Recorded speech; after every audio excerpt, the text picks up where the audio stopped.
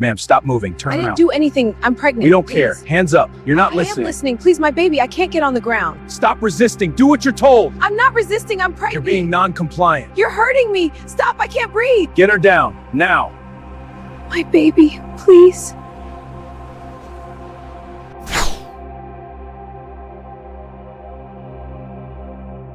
Imagine this. Bodycam footage captures the horrifying moment a police officer brutally assaults a heavily pregnant black woman during a routine stop. Her cries echo as the unthinkable happens, all caught on camera. What followed was nationwide outrage that forced accountability. The officer fired and a massive $950,000 payout to the victim. But is justice truly served?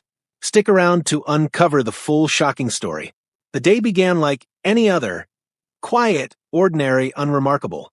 She was 8 months pregnant, moving carefully, one hand instinctively resting on her belly, as if to shield the life growing inside her. Witnesses would later say she looked tired but calm, focused only on getting home. That was when the police cruiser pulled up beside her. Accounts differ on why officers stopped her. Some reports say it was a minor inquiry, others claim a routine check. What remains undisputed is how quickly the encounter escalated. Bodycam footage and eyewitness statements show officers surrounding her, their voices sharp, commands coming faster than she could respond. She tried to explain, her words slow, breath uneven, but the tone had already shifted from questioning to control. Despite her visible pregnancy, an officer grabbed her arm. She recoiled, instinctively stepping back, fear flashing across her face. Within seconds, force was used. She was pushed, then pulled, her balance compromised by the weight she carried. "I'm pregnant," she pleaded, her voice cracking. "Please, my baby." The words hung in the air, ignored. As the struggle continued, another officer intervened, not to stop it, but to restrain her further. She was forced to the ground, her body twisting to protect her stomach. Bystanders shouted. Someone screamed for them to stop. The footage shows her crying out in pain, begging for mercy, repeating the same desperate sentence. "I can't breathe. I'm pregnant." The harm was immediate. She suffered visible injuries, bruising, abrasions, and later reported severe abdominal pain. Paramedics were eventually called, but not before irreversible damage was done. In that moment, she was no longer seen as a mother-to-be, no longer treated as a human being in a fragile state. She was treated as a problem to be subdued. What shook the public most was not just the force itself, but the disregard. A pregnant woman, clearly vulnerable, asking only for safety, met with aggression instead of care. As the video spread, millions watched in disbelief, replaying the same haunting moments. Her pleas echoed far beyond that street, igniting a question that would soon demand an answer. How could this happen in plain sight, and who would be held accountable? It only took a few hours for the footage to escape the confines of police servers and private phones. A bystander's shaky video, raw, unedited, impossible to ignore, appeared online late that evening. At first, it was shared quietly, passed between small accounts with captions filled with disbelief and anger. By morning, it was everywhere. The clip was short, but devastating. A visibly pregnant black woman on the ground, officers towering over her. Her voice, trembling and desperate, repeating the same words again and again. "I'm pregnant. Please." Viewers didn't need context or commentary. The images spoke for themselves. Within hours, millions had watched it. By noon, it was trending across every major platform. Social media erupted. Hashtags surged to the top of global trends, calls for justice, demands for accountability, and her name repeated like a chant. Comment sections filled with outrage and heartbreak. Mothers wrote about imagining themselves in her place. Fathers spoke of fear for their daughters. Medical professionals condemned the actions, explaining the extreme danger of physical force on a pregnant body. What began as a single video became a collective scream. By nightfall, protests had begun. Outside the police department, crowds gathered holding signs that read "Protect Black Mothers" and "Pregnancy is not a threat." Candles were lit. Names of other victims were spoken aloud, one by one, as if refusing to let history repeat itself quietly. In major cities across the country, similar scenes unfolded: marches, vigils, moments of silence, broken by chants demanding change. Civil rights organizations moved quickly. National groups released formal statements condemning the assault, calling it a clear violation of human rights and police protocol. Legal advocacy organizations announced independent investigations. One statement read, "Black women are too often erased from conversations about police violence. This video makes that erasure impossible." Celebrities and public figures added their voices, amplifying the outrage. Actors, athletes, and musicians shared the video with messages of fury and sorrow. Some spoke directly to the officers involved, others to lawmakers, others to the unborn child whose safety had been so recklessly endangered. Late-night talk shows paused their usual humor to address the incident.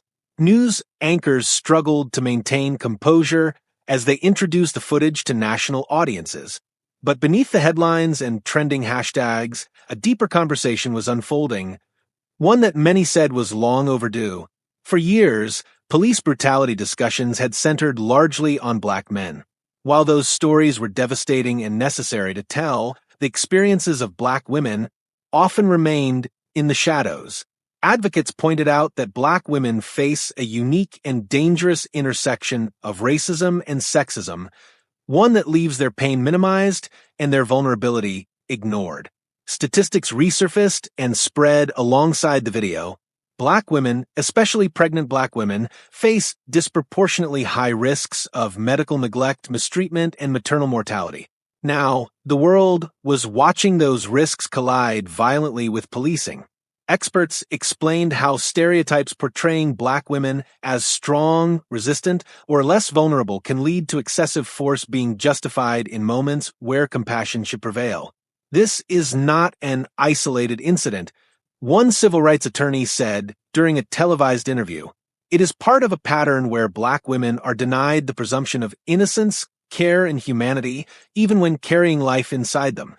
The video forced viewers to confront uncomfortable truths. Why were her pleas ignored when similar pleas from others might have de-escalated the situation? Why did visible pregnancy fail to trigger restraint, empathy, or protocol? And why did it take a viral video for these questions to be taken seriously? As pressure mounted, officials could no longer remain silent. The police department issued a brief initial statement acknowledging the incident and promising an internal review. The response was immediate and unforgiving. Commenters called it hollow. Protesters called it too little, too late. The public wasn't asking for explanations, they were demanding consequences. Meanwhile, the woman at the center of the storm remained largely unseen. Her name was spoken millions of times, yet her recovery, physical and emotional, happened quietly away from cameras. Support poured in through fundraisers and messages of solidarity. Strangers wrote letters wishing safety for her and her unborn child. In the midst of the chaos, one truth became painfully clear. The outrage was not just about what had happened to her. It was about how many times similar stories had been ignored before. By the end of the week, the incident had become more than a news story. It was a reckoning, a moment that forced institutions, communities, and individuals to confront the cost of silence and the power of collective witness. And as the pressure continued to rise, one question dominated the national conversation. Would this outrage finally lead to real accountability, or would it fade like so many before it? By the time the sun rose on the third day after the video went viral, silence was no longer an option. What had begun as a single department incident had turned into a national crisis, and the police leadership knew it. Every hour without action deepened public anger, and every vague statement only fueled suspicion. The pressure was relentless, and it was coming from every direction. Late that morning, the police chief stood before a row of microphones, the department's seal looming behind him. His voice was measured, but his expression betrayed the gravity of the moment. He announced that the officers involved in the assault had been placed on immediate suspension pending a full internal investigation. Their badges were confiscated. Their weapons were surrendered. For many watching, it was the first sign that the system might actually move, but the public wanted more than announcements. They wanted truth. Inside the department, an internal affairs task force was assembled within hours. Senior investigators, legal advisors, and use of force specialists were brought in to review every second of the encounter. This was no longer routine procedure. It was damage control under a microscope. The most critical piece of evidence was the bodycam footage. When investigators reviewed it frame by frame, the narrative presented in the initial police report began to unravel. The footage showed a pregnant woman clearly visible from multiple angles. Her condition was unmistakable. Her pleas were audible. Her lack of aggression was evident. At no point did she pose a threat that would justify the level of force used against her. Investigators noted critical failures almost immediately. De-escalation protocols were ignored. Pregnancy-specific safety guidelines were not followed. Commands were issued rapidly and aggressively, leaving no room for compliance. Force was escalated despite clear verbal distress. Equally damaging were the audio recordings, capturing her repeated cries for mercy. Internal reviewers described the footage as disturbing and deeply concerning, words that would later appear in official summaries. Next came witness statements. Bystanders, some of whom had filmed the incident, were interviewed one by one. Their accounts were consistent and damning. They described officers acting with impatience and hostility, ignoring warnings shouted from crowd. Several witnesses recalled yelling, "She's pregnant," over and over again, only to watch officers continue. One witness, a nurse, provided a particularly powerful statement. She explained the medical dangers of placing a pregnant woman on the ground, especially face down, emphasizing the risk to both mother and child. Her testimony was added directly to the case file, reinforcing what medical experts across the country had already confirmed publicly. As the internal review continued, external pressure intensified. Community leaders demanded transparency, not secrecy. Activists held daily press conferences, standing just blocks away from the police station. Faith leaders called for moral accountability, framing the incident not just as a policy failure, but as a failure of basic humanity. The message was clear. This investigation would not be allowed to disappear behind closed doors. Media scrutiny was constant. National news outlets obtained leaked portions of the bodycam footage and internal memos. Legal analysts dissected police procedures live, on air, pointing out violations in real time. Former officers spoke out, saying the conduct seen in the video would never have been tolerated under proper leadership. Each broadcast increased the urgency inside the department. Behind the scenes, city officials were also applying pressure. The mayor's office requested daily briefings. The city council called an emergency session to review police oversight policies. Legal advisors warned that failure to act swiftly could result in massive civil liability, not just financially, but politically. Trust in the department was collapsing, and restoring it required decisive action. Within days, the investigation expanded beyond the individual officers. Supervisors on duty that day were questioned. Why wasn't the situation de-escalated earlier? Why were medical personnel not called immediately? Why did no one intervene when force was clearly excessive? These questions pointed toward a broader issue, a culture that allowed such behavior to happen in the first place. Training records were reviewed. Investigators discovered gaps in instruction related to handling vulnerable populations, including pregnant individuals. While policies existed on paper, enforcement and accountability appeared inconsistent. This revelation shifted the narrative from a single act of misconduct to a systemic failure. Meanwhile, the woman at the center of it all remained absent from public view. Her attorneys released a brief statement confirming she was recovering under medical supervision, both physically and emotionally. They emphasized that her primary focus was the health of her unborn child, not the headlines, not the politics. That statement struck a nerve. It reminded the public that behind every investigation, every press conference, was a mother whose life had been violently disrupted. As days turned into a week, the department issued another update, this time with substance. Preliminary findings concluded that the officer's actions were inconsistent with departmental policy and training standards. The phrase echoed across news channels. Legal experts translated it bluntly. The officers were in serious trouble. The speed of the investigation was unprecedented. Former insiders admitted privately that cases like this often took months. This one was moving at record pace. The reason was obvious. Community outrage, media attention, and the undeniable clarity of the evidence had created a moment the department could not control or delay. By the end of the second week, the outcome felt inevitable. The question was no longer whether discipline would come, but how severe it would be. The public waited, holding its breath, as the department prepared to make a decision that would either confirm long-standing distrust or signal that accountability was finally possible. And as the investigation reached its final phase, one truth stood undeniable. This was no longer just an internal review. It was a test of whether justice could still exist within a system under fire. The answer was coming, and it would change everything. The announcement came on a gray morning, heavy with expectation. By then, the city had been holding its breath for days, waiting for a decision that felt both overdue and unavoidable. Reporters crowded the steps of police headquarters. Protesters stood silently across the street, signs resting against their legs, eyes fixed on the building. Everyone sensed that this moment would define more than just a single case. Shortly after 10 a.m., the police chief stepped forward. His statement was brief, deliberate, and unmistakably clear. After a thorough internal investigation, he said, pausing as cameras clicked, the department has determined that the officer's actions constituted a severe violation of our use of force policies. Effective immediately, the officer has been terminated from employment. The words landed like a shockwave. For a split second, the crowd was silent.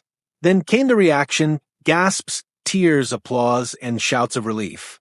For many, it was the first time they had seen accountability move this swiftly, this decisively.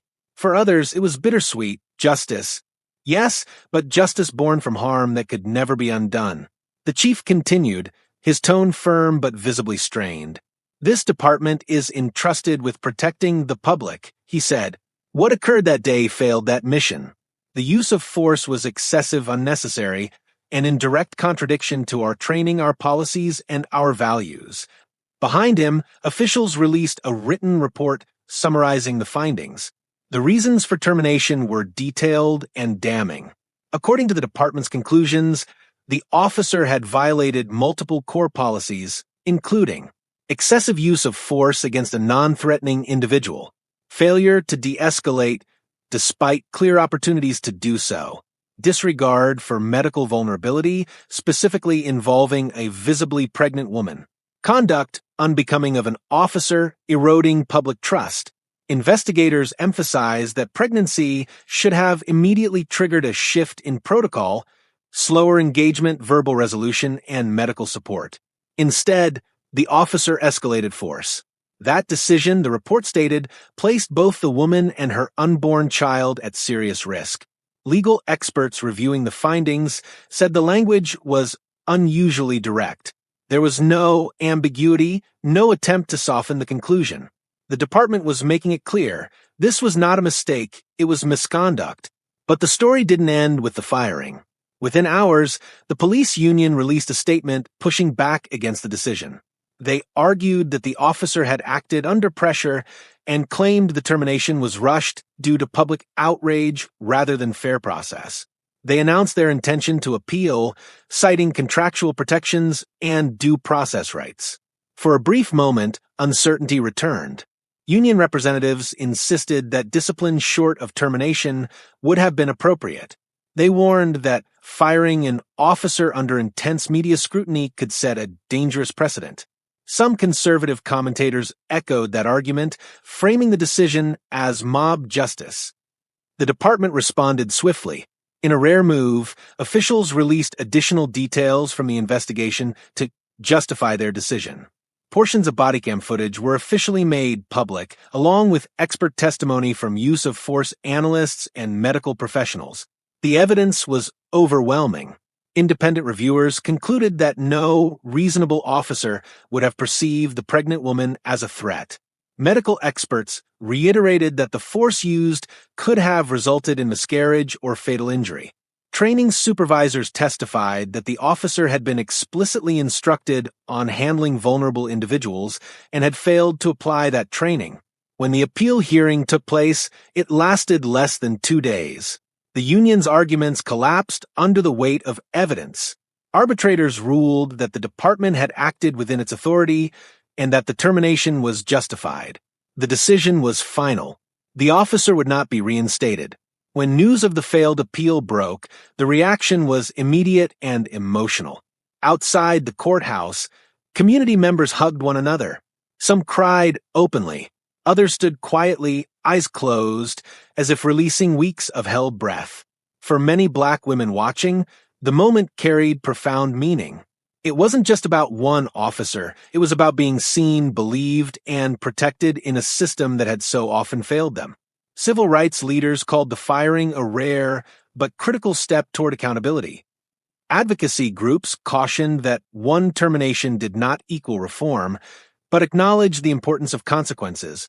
This shows that pressure works, one organizer said, and it shows that silence helps no one. Inside the department, the mood was tense but reflective. The police chief addressed officers privately later that day, reminding them that authority without restraint was dangerous. "Our power comes with responsibility," he reportedly said, "and when that responsibility is abused, there must be consequences, no matter how uncomfortable." Meanwhile, the woman at the center of the case finally released a short public statement through her attorney. "I never wanted revenge," it read. "I wanted accountability. I wanted my child to know that their life mattered before they were even born." Those words spread almost as quickly as the firing itself. By nightfall, the city looked different. Not healed, but changed. Murals appeared on walls. Candles were lit once more. This time not just in mourning, but in quiet recognition of a line that had been crossed and finally answered. Yet, even as the officer's badge was permanently stripped away, one truth lingered in the air. Accountability had arrived, but the story was not over, because the next question was even bigger. What would justice look like for the woman who endured it all, and would the system be forced to change forever? Weeks after the officer's termination, the city quietly confirmed what many had expected, but few believed would happen so soon. A civil settlement had been reached. The amount, $950,000, just under $1 million, paid by the city to the woman whose life and whose pregnancy had been forever altered by a moment of unchecked force. City officials were careful with their words. In a brief statement, the city attorney emphasized that the settlement was not an admission of guilt, but an effort to avoid prolonged litigation. Yet few were convinced by the legal language. The public understood what the payout truly represented: acknowledgement, a recognition that what happened should never have happened and that the harm was real. The settlement covered medical expenses, ongoing prenatal care, trauma counseling, and future support for both mother and child. Behind closed doors, negotiations had been tense. Attorneys for the woman presented medical reports, expert testimony, and emotional distress evaluations. The evidence painted a picture of pain that extended far beyond bruises. Physically, her recovery was slow. Though her child ultimately survived, the weeks following the incident were filled with hospital visits, constant monitoring, and sleepless nights. Doctors warned her that stress alone could have devastating effects during pregnancy. Emotionally, the damage ran deeper. She later shared that she struggled with anxiety, panic attacks, and fear, especially around law enforcement. Simple sounds triggered memories she wished she could forget. In a written statement released after the settlement, she spoke carefully but powerfully. "No amount of money can erase what happened," she said, "but this is about accountability. It's about making sure my child grows up in a world where pregnant women are protected, not punished." Her words resonated. Community leaders praised her courage. Advocates stressed that the payout was not a victory, but a responsibility, one paid for with public funds, and therefore a reminder of the cost of misconduct. Taxpayers shouldn't have to pay for brutality, one activist said. That's why reform matters. And reform, at least on paper, began to follow. In response to the incident, the police department announced several policy changes. Officers would now receive mandatory training on interacting with pregnant individuals and other vulnerable populations. Use of force guidelines were revised to require supervisor approval in high-risk encounters whenever possible. Bodycam activation policies were tightened with stricter penalties for noncompliance. An independent civilian oversight committee was also expanded, given greater access to internal investigations and disciplinary outcomes. While critics argued the changes didn't go far enough, many acknowledged that they would not have happened without public pressure and without her story. As the headlines slowly faded, the woman focused on healing. She stepped away from the spotlight, choosing privacy over publicity. Support from strangers continued to arrive, letters, donations, messages of hope. Her story, however, remained. It lived on in policy manuals, training rooms, and conversations that could no longer be ignored. The $950,000 settlement closed the legal case, but it opened something else. A reckoning, a reminder, and a quiet promise that her pain would not be forgotten. Because justice in its truest form is not just about punishment, it's about change. Some moments force a nation to look in the mirror. This was one of them.